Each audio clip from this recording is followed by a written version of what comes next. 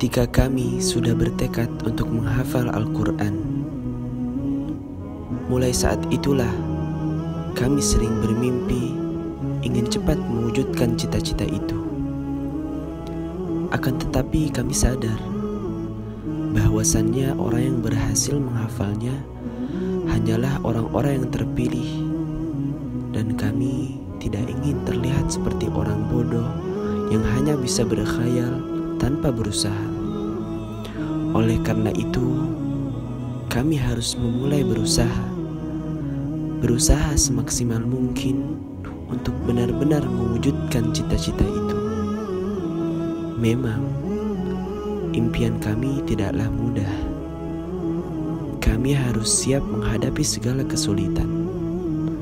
Kami harus siap untuk bersabar dalam segala keadaan. Dan kami harus siap untuk memperbaiki segala kesalahan. Maka dari itu, kami akan senantiasa melakukan semua itu dengan senang hati dan selalu bertawakal kepada Allah. Karena kami yakin Allah akan ada di setiap kesulitan kami. Impian kami bukanlah sekadar impian biasa, yang mana hanya dengan uang impian tersebut dapat terwujudkan. Ketahuilah, impian kami harus diiringi dengan usaha dan kerja keras. Impian kami adalah memakaikan mahkota terindah kepada kedua orang tua kami, walaupun itu hanya sebagai bukti kecil kecintaan dan kebaktian kami kepada mereka. Ketika kami ingin menjadi penghafal Al-Quran, kami tahu keputusan kami itu tidaklah mudah. Kami pun harus siap menghadapi ujian. Mulai dari ujian jika hafalan yang sudah kami hafal perlahan mulai hilang.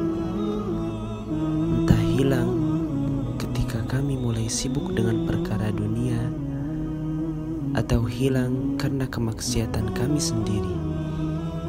Sulit, memang sulit, dan itu tidak dapat kami pungkiri. Wajar jika kami harus bersusah payah pagi, siang, malam bersama Al-Quran, meninggalkan canda tawa bersama teman-teman kami, meninggalkan waktu masa senang kami, meninggalkan waktu bersama keluarga dan kerabat, meninggalkan segalanya. Walaupun kami telah meluangkan seluruh waktu dan mengorbankan segala hal, namun tampaknya keberhasilan memang harus dibentuk dari kegagalan, frustasi, lelah, jenuh, atau mungkin hampir menjerumuskan kepada keputusasaan. Tapi kenyataan tak sepahit itu, dan bumi pun tak sesempit itu. Mungkin dari cobaan tersebut adalah sebab turunnya pertolongan lewat tangis dalam doa, harap dalam sujud, dan bahwasannya Al-Quran adalah nur yang membawa cahaya ke dalam kegelapan. Sebuah hati tanpa Al-Quran bagaikan kapal tanpa kompas, dan Al-Quran adalah satu-satunya obat yang tidak akan pernah bisa membuat kita overdosis apabila kita sering mengkonsumsinya. Dan kami pun kan selalu ingat dengan balasan Al-Quran kepada kami, yaitu Al-Quran akan menjadi syafaat kepada pembacanya di hari akhir kelak, yang dimana tidak ada syafaat kecuali atas izin Rabb semesta alam. Itu semua kami lakukan demi mencapai keberhasilan yang sebenarnya.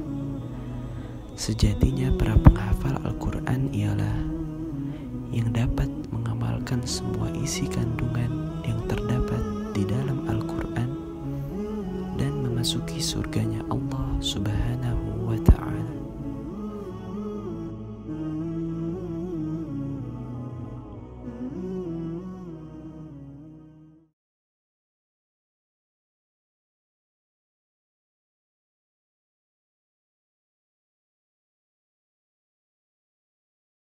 Alhamdulillah, saya berterima kasih kepada para asatiz yang telah sabar membimbing saya selama 3 tahun. Saya bersyukur kepada Allah karena saya bahagia telah bisa belajar dalam Mahat ini.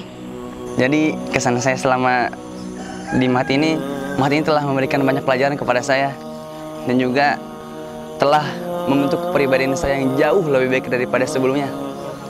Karena semua ini berkat asatidzah yang telah mendukung saya dan telah membimbing saya, yang telah mengajarkan saya yang mana yang baik dan mana yang salah. Pertama-tama saya mengucapkan puji syukur kepada Allah Subhanahu wa Ta'ala yang telah memberikan saya petunjuk untuk bisa belajar di Mahat ini. Dan saya merasa senang karena mendapatkan ilmu dan teman-teman saya bertambah. Karena teman-teman saya selalu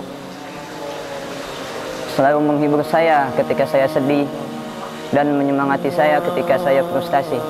Sangat bahagia. Banyak hal yang telah saya dapatkan selama berada di Mahat ini, baik itu Al-Quran dan ilmu syar'i.